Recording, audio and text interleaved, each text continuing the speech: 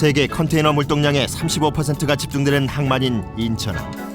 약 2,400만 명의 수도권 인구가 오가고 연간 13억 톤 이상의 화물을 처리하는 대한민국의 중심항이다.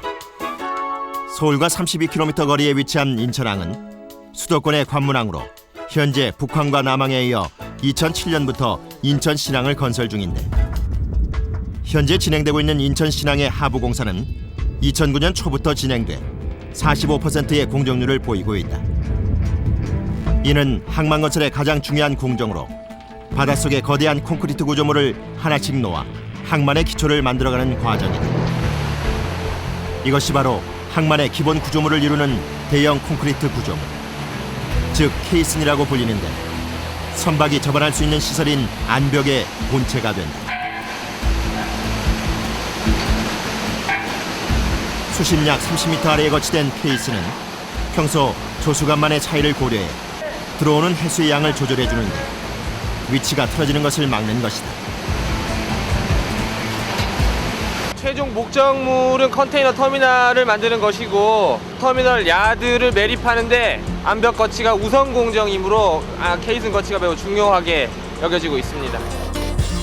서해안의 항만은 최대 10m가 넘는 조수간만의 차이를 극복하는 게 최대 관건. 이를 위해 초대형 광폭 케이슨이 항만 건설에 사용된다. 총 8함 중에서 45함이 제작이 완료돼서 현장에 거치해 있는 상태입니다. 인천 신항만 건설에 들어가는 케이슨을 제작하고 있는 현장. 한눈에 보기에도 어마어마한 규모의 케이슨. 앞에서 한 층이 2.6m 봤을 때 한 10층 높이고, 그 다음에 빌라로 봤을 때는 한 동을 짓는 거, 10층짜리 빌라 한 동을 짓는 거와 똑같은 상황입니다, 지금요. 케이스는 높이 26.1m, 길이 32.5m, 폭 19.3m의 박스형 콘크리트 구조. 케이슨 하나를 제작하는 데 주어진 시간은 단 일주일. 이 기간을 잘 맞춰야만 다음 공정에 차질이 없기 때문에 작업자들은 늘 긴장 속에 산다. 서로 공조가 돼야 사고도 안 하고 작업도 원활히 이루어집니다. 이들에게 고공작업은 불가피한 일. 게다가 15kg이 넘는 무거운 철근들은 하루에도 몇 번씩 작업자들을 위협한다. 비좁은 틈새, 노련한 이들의 손끝을 통해 튼튼한 케이슨의 뼈대가 만들어지고 있다. 장소는 좁고 이래서 어쩔 수 없이 힘들게 그렇게 가공한 대로 그대로 맞춰져야 힘들어요. 너무 길어서.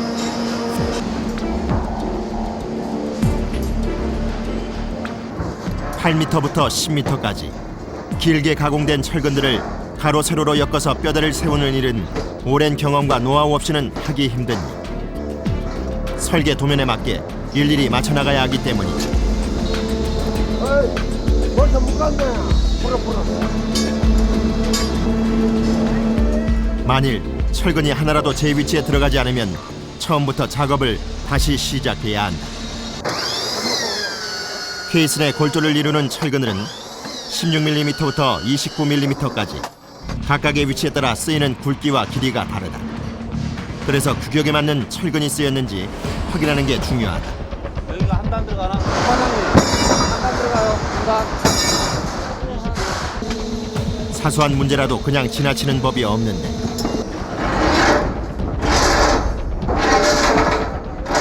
보강이 여기까지 올라가줘야 돼.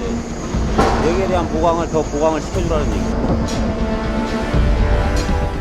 해수에 떨어뜨리는 구조물인데다 엄청난 하중을 견뎌야 하기에 그 어떤 작업보다 신중해야 하는 뼈대 작업. 케이슨 제작에 들어가는 철근의 양만도 엄청나다. 요건 한번 여기는 지금 이 케이슨 총 중량은 5,500톤 중에 철근이 580톤 정도. 철근 작업과 동시에 진행되는 콘크리트 타설 작업을 위해 작업장에는 항상 레미콘 차량들이 대기 중이다. 대량으로 들어가는 콘크리트 수급에 차질이 없게 하기 위해서다. 하루에 보통 대충 들어가는 게 한 300 정도 들어가거든요. 그럼 한 아니 300루베. 그러면 한 50대 정도가 들어가는 거죠. 하루에 쓰이는 콘크리트의 양은 약 800톤 정도. 케이슨 하나를 제작하는 데는 무려 5,520톤의 콘크리트가 필요하니 아파트 10층 건물과 똑같은 케이슨의 엄청난 규모를 실감할 수 있다. 그 거대한 구조물이 24시간 연속 작업을 통해 일주일에 하나씩 제작되고 있는 것. 케이스는 다른 구조물과 달리 바닷속에 거치되는 구조물이기 때문에 콘크리트 배합 성분에도 다른 점이 있다.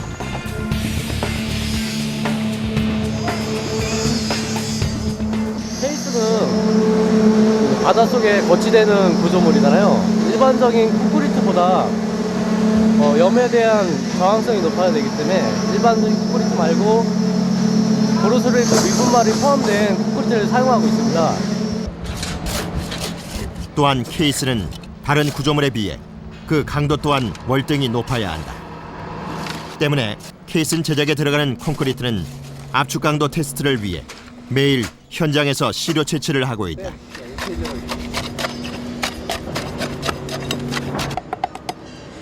28일 후에 강도가 안 나왔을 때는 지금 시공해놓은 구조물 자체를 안전진단 이런 것들 하고 그래도 문제가 생기면 건물 다시 허물어야 되는 부분까지 될 수 있기 때문에 만일 기초 콘크리트 배합이 잘못돼 시공 후 원하는 강도가 나오지 않으면 구조물 자체를 폐기할 수도 있는 일. 그만큼 그냥 넘어갈 수 없는 작업이다.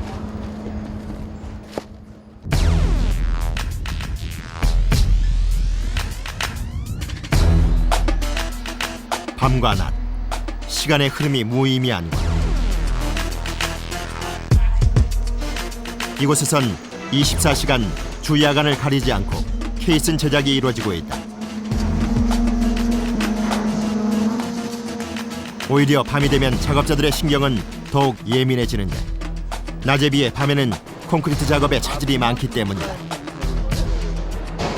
평소에는 한 15에서 한 20 정도 물려놓는데 지금은 날씨가 조금 추워졌기 때문에 경화속도가 좀 늦어지고 있어요. 야간 작업은 육체적, 정신적 피로감이 한꺼번에 몰려오는 고된 작업. 하지만 누구 하나 불평한 이가 없다. 일단 이렇게 하나씩 이렇게 만들다 보면 이게 좀 이렇게 성취감이랄까 뭐 그런 것도 좀 있고요. 그리고 좀 이게 국가 사업이잖아요. 이렇게 구두 만들고 이제 외국에서 들어온 컨테이너도 구두로 만드는 그런 거니까 아무래도 좀 뭐랄까 성취감이 좀 있죠. 그런 거에 대해서 자부심도 좀 있고요. 주야간 2교대로 이루어지는 252명 작업자들의 24시간 연속 작업. 콘크리트 타설을 중지를 시킬 수가 없기 때문에 양생을 같이 하면서 계속 점프를 해야 되기 때문에 스톱을 시킬 수가 없는 거죠. 그래서 계속 24시간 동안 콘크리트 타설 문제 때문에 그렇게 작업을 할 수밖에 없습니다. 인천 신앙만 건설에 쓰이는 케이슨 제작에는 슬립폼이라는 신개념 공법이 쓰인다. 슬립폼 방식이란 거푸집처럼 만든 폼에 콘크리트를 연속적으로 타설해 이음 부분이 생기지 않게 구조물을 완성하는 방식이다. 거푸집은 한 번에 2.5cm씩 1시간에 25cm가 올라가는데 이 방식은 구조물의 내구성을 향상시킨다. 구조물이 일체형이 되지 않고 이렇게 분리형이 되어버리기 때문에 저희는 이렇게 처음부터 끝까지 이렇게 일체형으로 제작을 하기 위해서 이렇게 일부러 이렇게 슬립폼 방식을 사용하고 있습니다.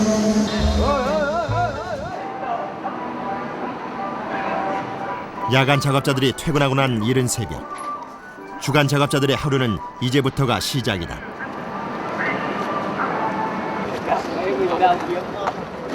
작업자들이 오전 체조로 몸의 긴장을 푸는 사이 주방에선 아침 식사 준비가 한창이다. 한 번에 만들어야 할 양이 무려 250인분. 외국인 노동자들을 위해 현지 요리사까지 동원됐다. 처음에는 한국 사람이 다 했는데요. 여기 소장님이 애들이 반찬이 입에 맞지 않다고 해갖고 베트남 주방장을 쓰게 됐어요. 유난히 고기를 좋아하는 베트남 작업자들의 입맛까지 고려한 식사가 준비되고 남들보다 두세 배 힘을 써야 하는 작업이니만큼 끼니도 든든히 챙겨야 한다. 하지만 몸이 고생하는 것만큼 느끼는 보람 역시 크다.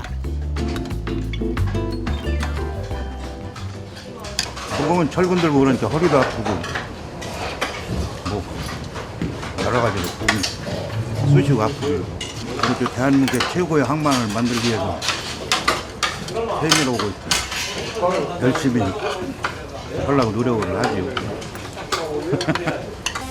세계 물류의 중심 항만을 목표로 2007년부터 진행되고 있는 인천 신항만 건설. 현재 45%의 공정률을 보이고 있는 하부공사는 항만의 가장 기본 구조가 되는 안벽 1.6km를 세우는 작업이다.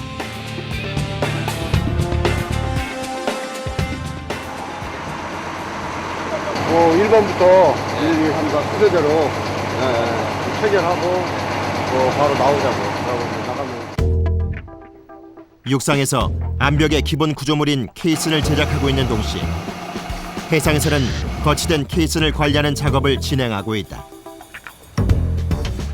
파도가 많이 치고 너울이 심하면은 혹시나 서스판이 벗겨질 수도 있기 때문에 아니면 물 양수 작업할 때 물이 계속 안으로 스며들어가니까 방수 역할을 하려고 막는 거죠. 위풍당당 기중기에 몸을 실은 잠수사. 깊게는 까마득한 수심 30m까지 내려가서 해야 하는 수중 작업은 언제 어떤 변수가 생길지 모르기에 더욱 위험한 작업.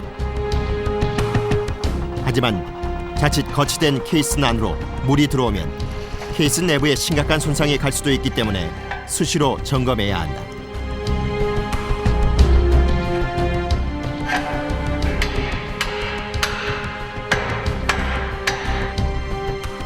잠수 작업은 반드시 2인 1조를 이루어 진행하는데 잠수사의 안전을 위해서다. 에어가 끊어진다든지 호수가 꼬여가지고 절단이 된다든지 그런 것을 항상 그 위에 있는 사람들이 그걸 확인하고 체크를 해주는 거죠. 혹여 잠수사의 생명과 직결된 공기 공급선이 끊어지거나 꼬여 공기가 전달되지 않으면 대형 사고로 직결될 수도 있다. 하지만 이외에도 위험 요소는 곳곳에 존재한다. 시야가 뭐 30cm, 50cm 앞도 안 보일 정도니까 그런 어려움이 있습니다. 시야 확보가 어려운 서해 바다. 하지만 케이슨의 상태를 점검하기 위해 잠수사는 더 깊은 바다로 내려간다. 하나의 케이슨에 달린 볼트는 모두 102개. 잠수사가 한 번 수중에 내려가서 작업할 수 있는 시간은 길어야 30분에서 1시간 정도다. 이 시간 내에 꼼꼼하게 볼트를 조여 케이슨 내부에 물이 들어오는 것을 방지해야 하는데 잠수사는 희뿌연 시야 속에서 하나에 5kg이 넘는 볼트를 조이는 작업을 계속한다. 이때 파도가 심하게 치거나 볼트가 떨어지면 큰 사고로 이어질 수도 있는 상황. 드러나지 않은 깊은 바다에서 오늘도 고군분투한 잠수사. 그 역시 항만건설의 숨은 주역이다. 작업은 어떠셨어요? 예? 작업하는데 뭐 괜찮습니다. 춥진 않으셨어요? 아 오늘은 좀 물이 찬 것 같은데요. 케이슨 제작 5일째. 차질 없이 작업이 이루어진다면 앞으로 이틀 후면 높이 26.1m의 거대 케이슨이 완성될 것이다.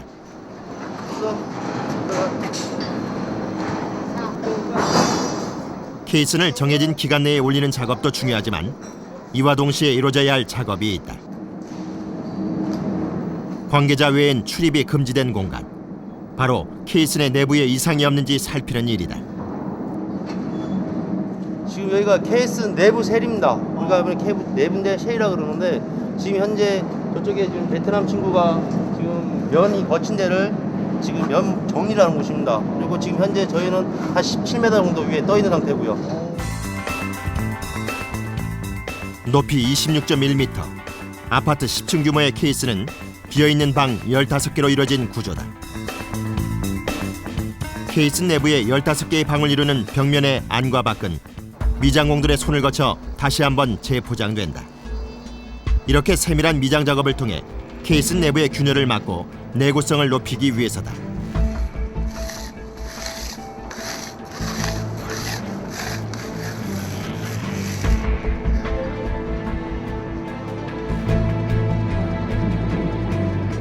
작업장은 보기만 해도 아찔한 20m 고고. 안전줄 없이는 그 어떤 누구의 출입도 작업도 허용되지 않는다. 한 사람이 간신히 오갈 수 있는 70cm 간격의 좁은 통로를 이동하며 이루어지는 미장 작업. 이들의 노력 속에 견고한 케이슨이 만들어지고 있다.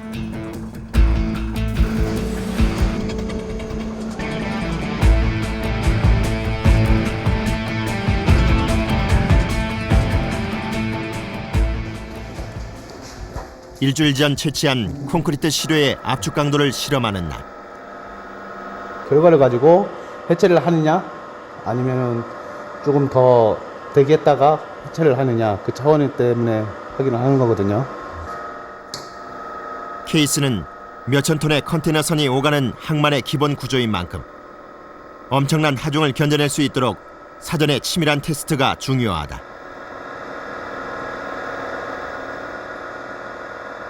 기준이 7.22메가파스칼인데 이게 지금 9.2메가파스칼 나왔거든요. 우리가 기준에 원하는 이상값이 나왔기 때문에 해체를 가능하다고 지금 판단하에 이제 해체를 작업을 하려고 하거든요. 드디어 거푸집 해체가 결정되고 높이 26.1m의 거대한 케이슨이 그 위용을 드러냈다.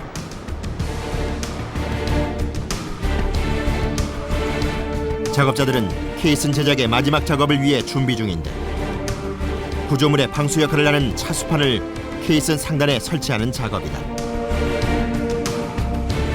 14톤 무게의 차수판 총 7개를 26m 고공에서 달아야 하는 어려운 작업.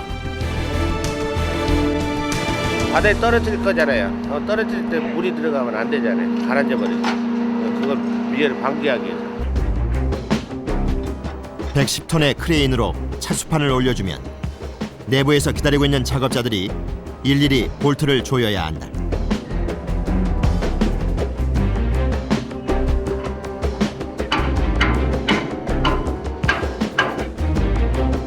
드디어 일주일간에 걸친 케이슨 제작이 모두 완료됐다. 24시간 밤낮을 가리지 않고 250여 명의 작업자들이 최선을 다해 이뤄낸 값진 결과물. 이 안에 모두의 수고로운 땀방울이 녹아있다.